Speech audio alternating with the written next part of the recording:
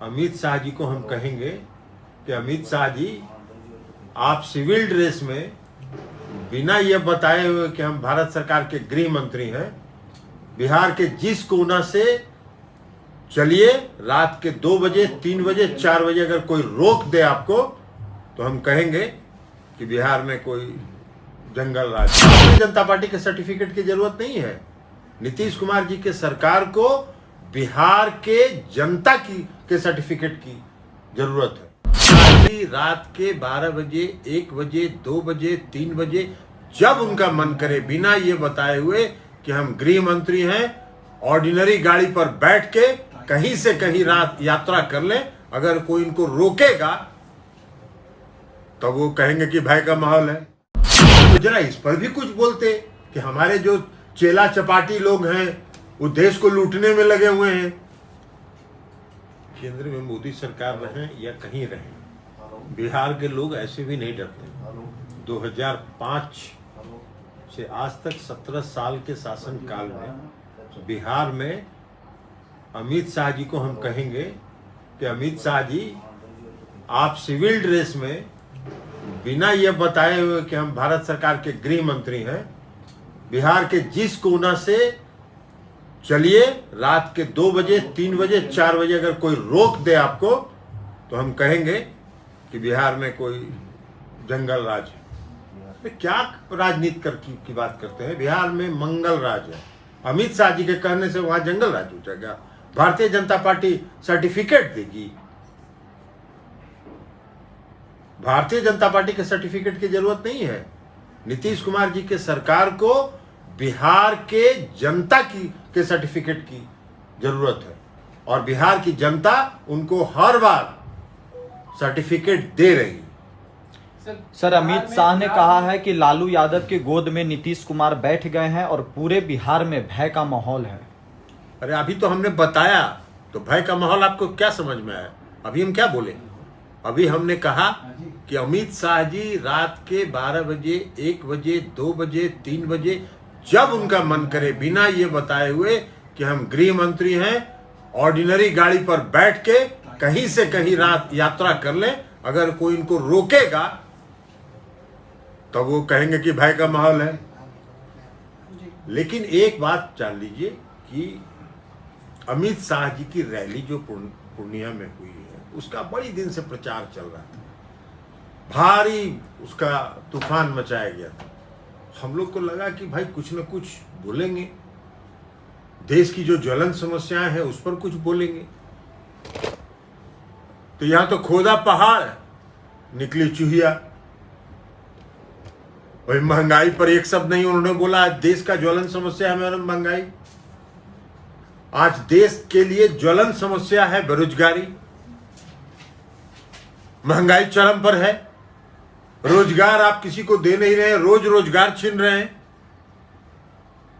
अभी देखा हमने कि सीआईएसएफ में कितना 3000 लोगों का पद समाप्त कर दिया, 3000 पद। कल अखबार में देखा कि एनडीएमसी में पद समाप्त कर रहे, रोज रोजगार खत्म कर रहे हैं। और 2014 में आपने कहा कि 2 करोड़ लोगों को रोजगार देंगे इस देश में प्रति वर्ष। बाहर है भाई। तो हम लोगों को लगा कि इस पर बोलेंगे, हम लोगों को लगा कि गिरता हुआ जो अर्थव्यवस्था है उस पर बोलिएगा कुछ, कि क्या कारण है, महंगाई दूर करने के लिए हम क्या उपाय कर रहे हैं, बेरोजगारी खत्म करने के लिए हम कौन सा काम कर रहे हैं, अर्थव्यवस्था में सुधार लाने के लिए हम क्या कर रहे हैं। आज ही अखबार में हम देखा कि रुपया जो है न्यूनतम स्तर पर डॉलर के मुकाबले पहुंच चुका है। और दूसरी तरफ एक व्यक्ति जिसका पूंजी आमदनी 2013 में देश में 9वें स्थान पर था, वो आज सबसे अमीर व्यक्ति के रूप में विश्व के दूसरे स्थान पर 8 साल में पहुंच गया। ये कौन सा जादू चला रहे हैं आप? ये कौन सा मिरेकल है? 1600 करोड़ रुपया रोज कमा रहा है वो घराना। तो जरा इस पर भी कुछ बोलते कि हमारे जो चेला चपाटी लोग हैं वो देश को लूटने में लगे हुए हैं। लेकिन इसके अलावा हम आपको एक बात बताते हैं, और उन्होंने कहा कि बिहार की जो भूमि है वो परिवर्तन का केंद्र है।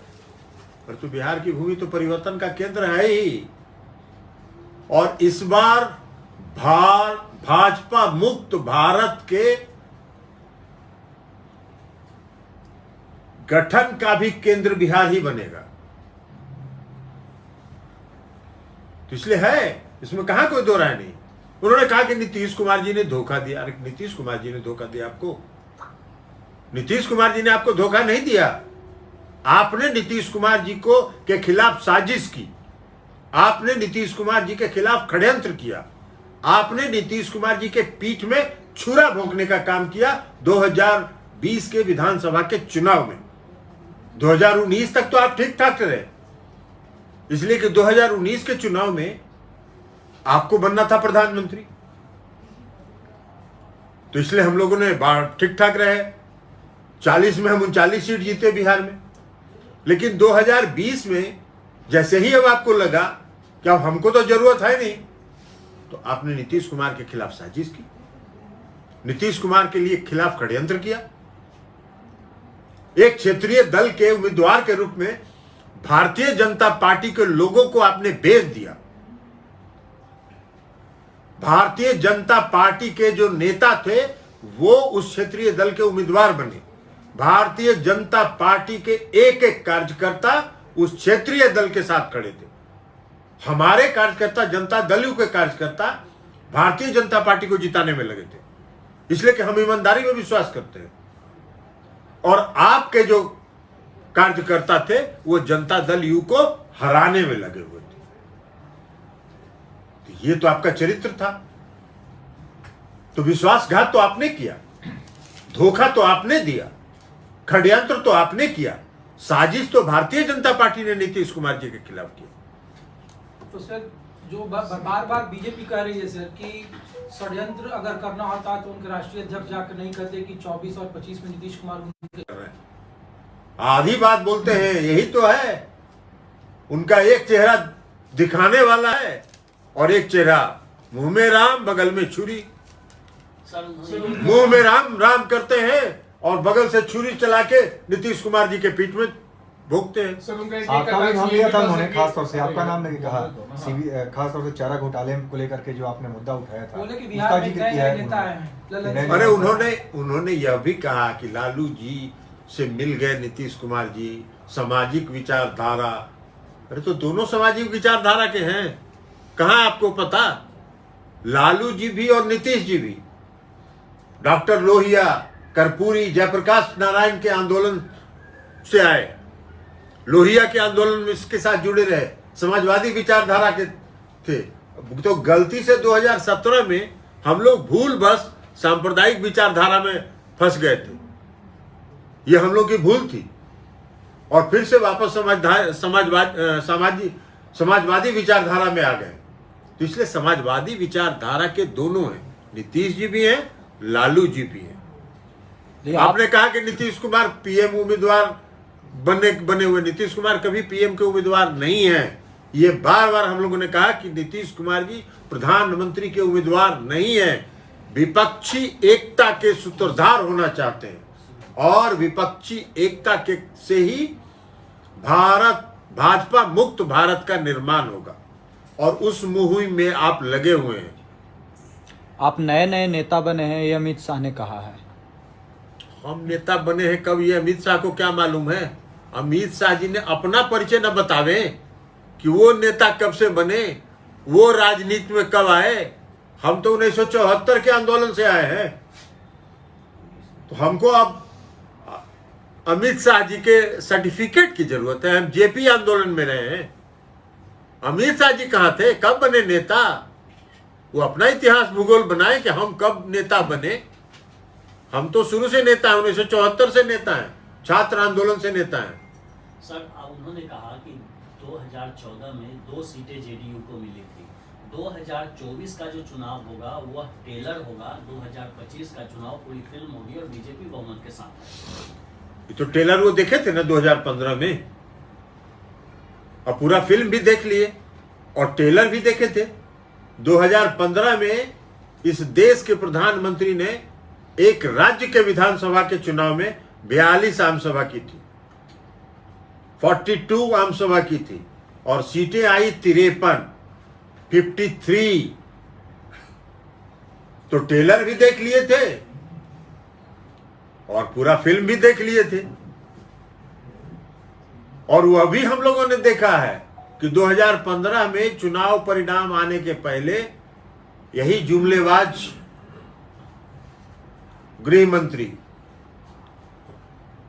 ने कहा, बिहार में प्रेस कॉन्फ्रेंस करके कहा कि जिस दिन मतगणना होगी उस दिन 9:30 बजे नीतीश कुमार जी राजभवन की ओर प्रस्थान करेंगे, 9:50 में राजभवन में इस्तीफा सौंपेंगे और 10 बजे भारतीय जनता पार्टी के नेतृत्व में सरकार बन जाएगी। और जब पूरा फिल्म शुरू हुआ मतगणना के दिन तो कोई नजर नहीं आने लगे प्रतिक्रिया देने के लिए, भी सब भाग गए, भाग खड़े हुए। तो ये टेलर भी ये देखेंगे, 2024 का भी टेलर देखेंगे और 2025 का भी पूरा फिल्म देखेंगे। चिंता न करें, आने वाला है 20 महीने के अंदर। सर, सीबीआई को लेके अमित शाह ने कहा कि नीतीश कुमार घबरा के सीबीआई को बिहार में आने से रोक रहे हैं। कहीं का घबराएंगे नीतीश कुमार जी सीबीआई से? हम लोग कोई सीबीआई से नहीं घबराते हैं और ना हम लोग ईडी से घबराते हैं। हाँ, हम लोग सीबीआई के दुरुपयोग, जिस प्रकार आप सीबीआई के दुरुपयोग का नंगा नाच कर रहे हैं, वो चिंता का विषय है इस देश के लिए। इसलिए कि जो संस्थाएं, जिन संस्थाओं की प्रतिष्ठा थी, जिन संस्थाओं की विश्वसनीयता थी, उन संस्थाओं की विश्वसनीयता आप समाप्त कर रहे हैं, आप उसका राजनीतिक इस्तेमाल कर रहे हैं। जो भ्रष्टाचारी घोषित कर दीजिए, वो अगर विपक्ष में है तो उस पर सीबीआई लगेगी। भाई अभी हमने कुछ दिन हाल में कुछ दिन पहले देखा कि कर्नाटक हाईकोर्ट में कर्नाटक के तत्कालीन मुख्यमंत्री श्री येदुरप्पा साहब के बारे में क्या कहा। उन्होंने कहा कि भ्रष्टाचार की जांच होनी चाहिए। वहां कहां चला गया आपका सीबीआई ईडी? क्यों नहीं जांच करवा रहे हैं? इसलिए कि वो भारतीय जनता पार्टी में है।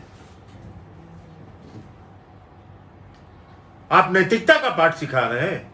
आपने मध्य प्रदेश में जो किया दल बदल करके, वो नैतिकता थी। आपने महाराष्ट्र में जो किया दल बदल करा के, वो नैतिकता था।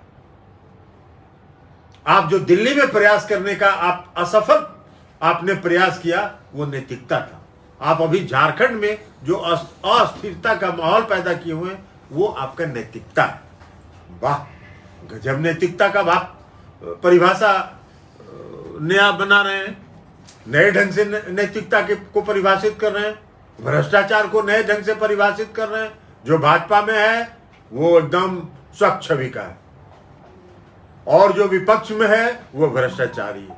वाह, क्या कमाल का आपका विश्लेषण है गृह मंत्री जी, आप ही ना हैं।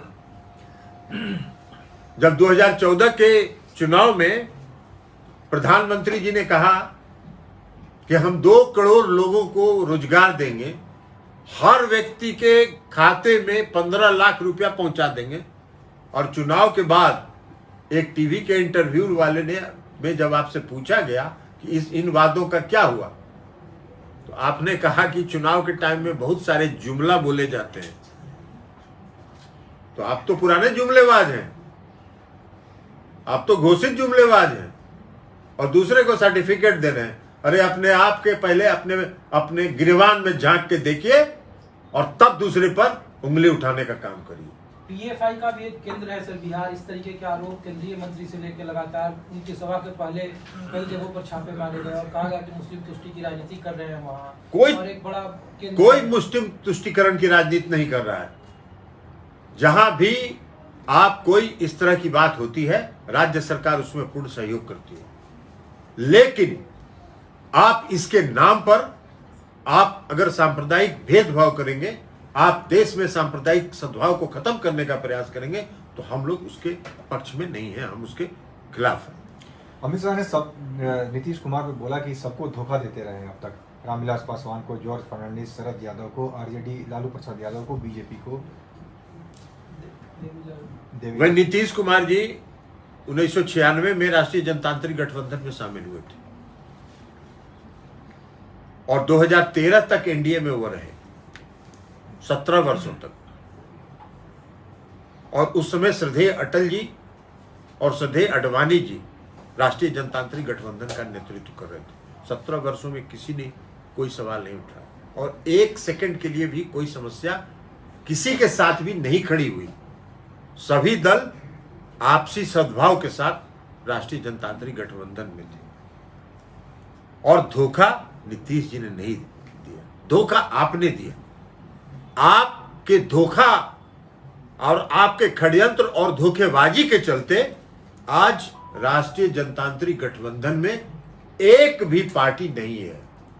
जब आप 2019 में जीते थे तो 353 थे, 50 की संख्या थी सहयोगी दलों की। आज कौन सा सहयोगी दल आपके साथ है? तो धोखा तो आप दे रहे हैं, षड्यंत्र तो आप अपने सहयोगियों के खिलाफ करते हैं। आज भारतीय जनता पार्टी का कोई नेता ये साहस तो करे, कोई नाम लेता है क्या? श्रद्धेय अटल जी का, श्रद्धेय आडवाणी जी का कोई नाम लेता है क्या?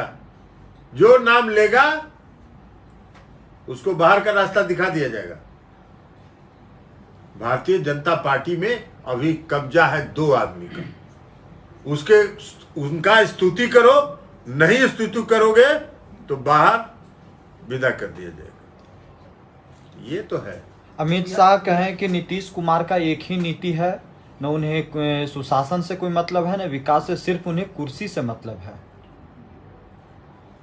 भाई नीतीश कुमार जी को कुर्सी से मतलब है तो 17 साल तो एनडीए में थे ना, वो राष्ट्रीय जनतांत्रिक गठबंधन पे रहे ना।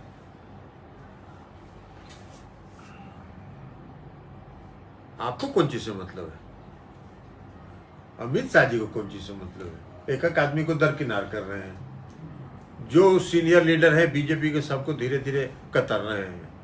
तो आप तो अपने सहयोगियों को ही नहीं, सहयोगियों के साथ ही विश्वासघात नहीं करते हैं, अपनी पार्टी के नेताओं के साथ भी विश्वासघात करते हैं, उनके साथ भी षड्यंत्र करते हैं।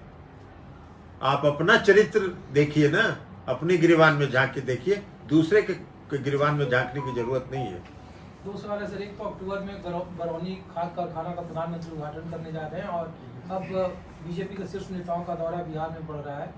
और दूसरा सवाल था कि जो आपके नाराज नेता हैं उनके बीजेपी में शामिल होने की चर्चा थी, लेकिन अब नए राजनीतिक दल की सुगबुगाहट है। मैं आरसीपी सिंह और जो आपसे नाराज नेता उनकी बात कर रहा हूँ, और कहा जा रहा विधानसभा का चुनाव लड़ेंगे और बीजेपी के साथ उनका गठबंधन होगा। तो देखिए ना, जिस नाराज नेता की आप बात कर रहे हैं वो अप्रासंगिक है, और अप्रासंगिक लोगों पर हम कोई टिप्पणी नहीं करना चाहते हैं। बिहार बहुत बड़ा राज्य है, 13 करोड़ की आबादी वाला राज्य है। जिसको जहां मन करे वो अपना राजनीतिक दल बनाते रहे, अपना काम करते रहे, उसमें कोई किसी का नाम ना हम लेते हैं। उस सब जो अप्रासंगिक हो चुके हैं उसका कोई नाम लेने की जरूरत नहीं। और प्रधानमंत्री जा रहे हैं, बहुत अच्छा बात है, जाके उद्घाटन करिए। 2015 में भी 42 गो आम सभा किए थे, अभी भी करिए, अब ये से शुरू कर दीजिए, क्या दिक्कत है? बिहार की जनता इनको 0 पर आउट करेंगे। चिराग के बारे में मेरा पूछना चाहते हैं, क्या आप आगे विधानसभा चुनाव में? कोई मतलब नहीं है, छोड़िए ना वो सब।